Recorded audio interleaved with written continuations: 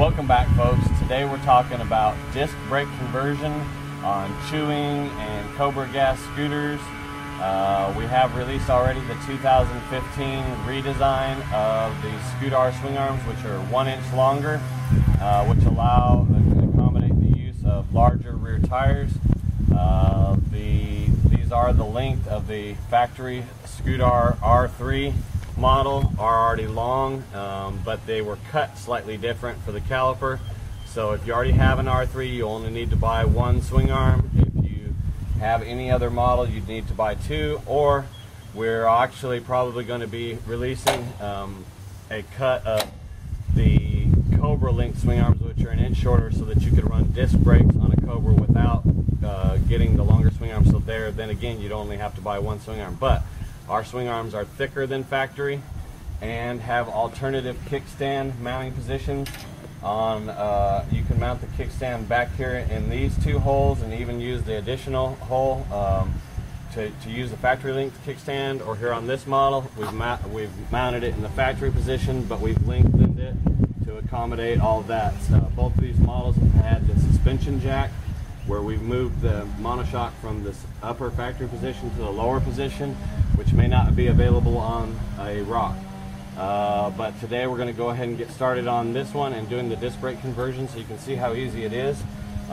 With a 140mm rotor, the factory Taiwanese ones have a different bolt pattern than these, so some of the factory rotors from Taiwanese versus Chinese may not be compatible. But the cheapest way to put the disc brakes on is to use, would be to use this $20 caliper, which is cheaper than pads are for some other calipers, and a $20 rotor setup, which is I had that other star piece. Oh, here it is in my hand. The $20 setup is just a 140mm rotor with correct bolt spacing for this rotor mounting bracket. Today we're going to be using a little thicker rotor mounting bracket for the first time, trying to see if maybe we don't even have to shim the caliper. For instance, we did one of these on a Rock the other day, put the longer swing arms on a Rock or COBRA gas scooter, and had to put 3 lock washers between the swing arm and the caliper to get it to shim out right. This one here is a Rocky or COBRA Extreme caliper, and it has 1 lock washer, but we're thinking with this new flange maybe we won't have to do that. So to get started, we've already removed the anchor bolt for the brake and loosened the axle nuts and started to feed our belt off.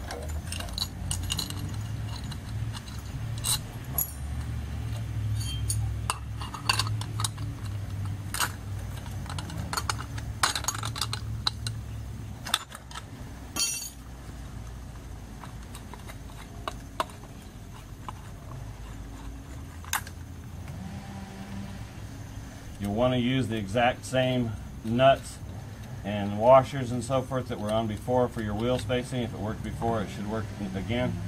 So you'll put the nut that held your brake shell on the outside and any washers back on the axle shaft, so that it's still the same distance between swing arms.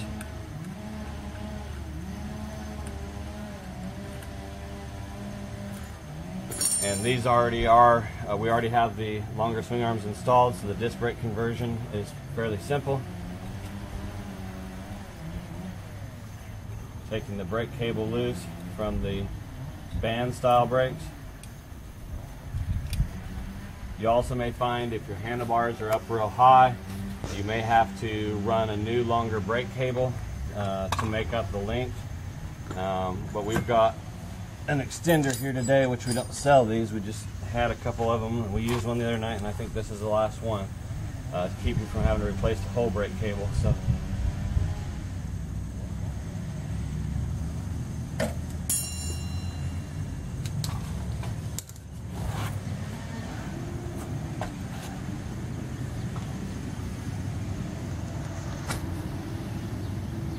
back on there, so there we go. And really the main reason that we're replacing these brakes is they were fully functional. They were just really squeaky and kind of embarrassing, the amount of noise that was coming out of these brakes. Even though they say silent 88, for some reason they were pretty noisy, kind of squeaky. So how we remove the inner drum is with a punch and a hammer, driving down and away counterclockwise.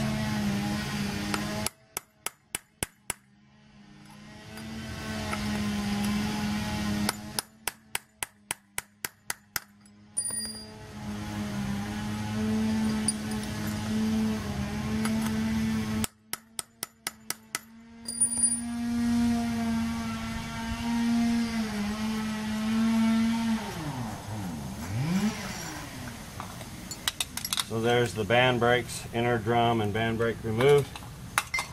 Then once you've assembled your rotor to bracket, then screw that on.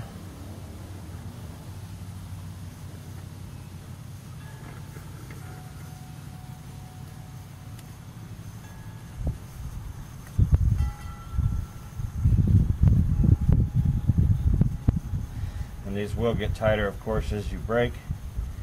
So you can get it set pretty well and then use your brakes a couple times and they should set to their final tightness.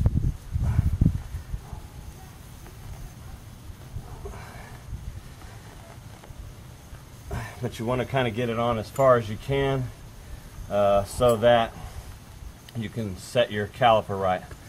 So this is a pretty redneck way to do it here, but I'm just going to try to tap it on a little further with the open end wrench.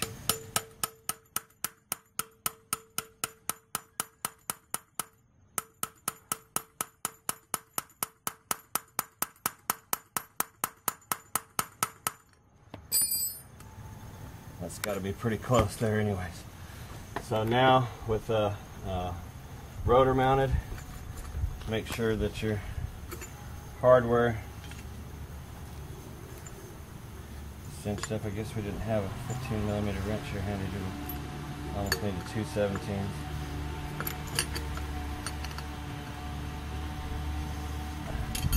I'll edit a little bit of that out there.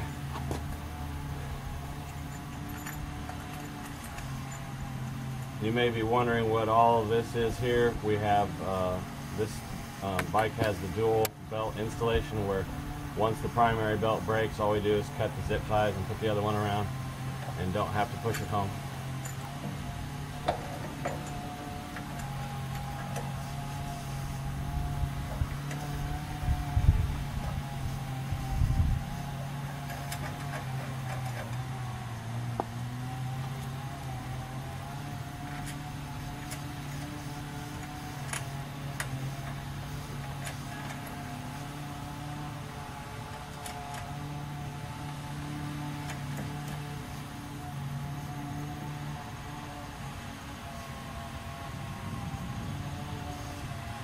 It's almost looking like I could use a thicker nut there, so be aware of that too, that you may want to, you may need to actually space it out just a little bit. So just a minute ago we tried tightening down the wheel and found that the distancing of the caliper is affected by how you shim this out. So we said to reuse your factory, which is what we did on the last one, and it worked out just fine supposedly, but we found on this one that it would be better to add a washer that wasn't there previously so that it wasn't pulling the swing arm in so far. And so hopefully with each disc brake installation is a custom installation, so you'll have to be prepared to shim the axle or shim your caliper, shim one or the other or both. And we're also found that we're going to be coming up not using the economy $20 caliper, which is the most bang for the buck, but using the COBRA Extreme caliper. We noticed that by the time we get it mounted, we're still going to be, unfortunately, because we've got our handlebar supply, if we just drop our handlebars one more inch, then we'd be able to plug in. But I already had to lower them yesterday for the throttle cable, so I hate to lower them another inch just for these brakes. So because, and only because, if you had a longer cable or if you had an extender, what we're going to do is go ahead and pull the cable through the top and insert a new cable. a new inner cable, and we can save this for a viable rear brake cable for another bike, or can use it as a front brake cable inner, so we won't throw that away.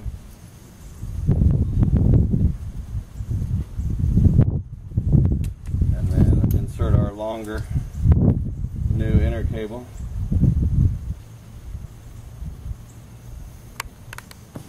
But you can go to Walmart and get bicycle brake cabling if you need.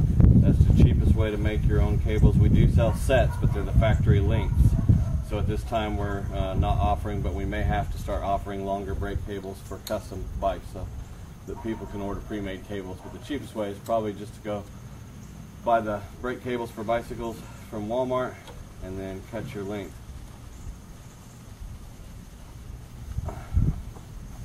And then I'm going to be putting our extender on so that we don't have to lose any handlebar height, which will actually be good. Rather than pulling the outer housing tight, it'll allow extra slack in it, which is good. We'd like to have extra slack in our cables, not having them pulled taut.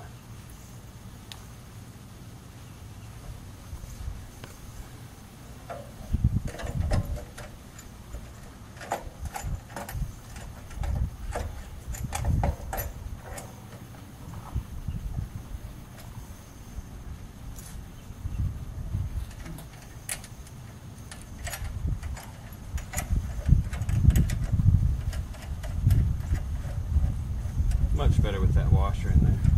It just seemed like it was going to have to pull it in too hard on that side. So maybe that wasn't set up right to begin with.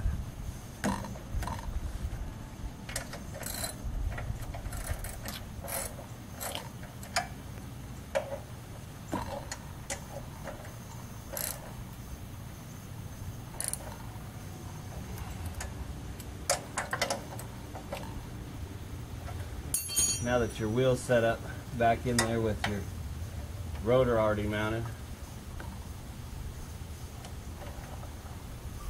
then reinstall your belt or chain if you're sure that that's going to be the final position of your wheel, and then install your caliper.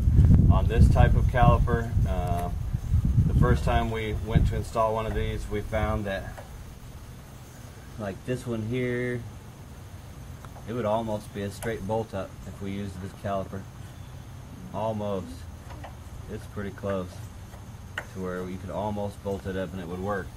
But we put like 2 washers behind there and then decided we needed 3 lock washers. And then the first thing you do when you adjust the economy caliper is, once you've got it mock or trial shimmed and mounted, then you'll adjust this dial in and out, and it'll kind of waver the caliper a little bit, but more or less you're trying to set the caliper to the inner pad to the back side of the rotor. Once you've accomplished the right angle and distance that you're happy with and shim, which after you start playing with this you may have to re-shim it until you get that right. Once you get that balance where you're happy with, you know, the hair gap between the rotor and the back pad, then crack this nut loose and you can adjust by turning that in and out this outer pad that's controlled by the arm.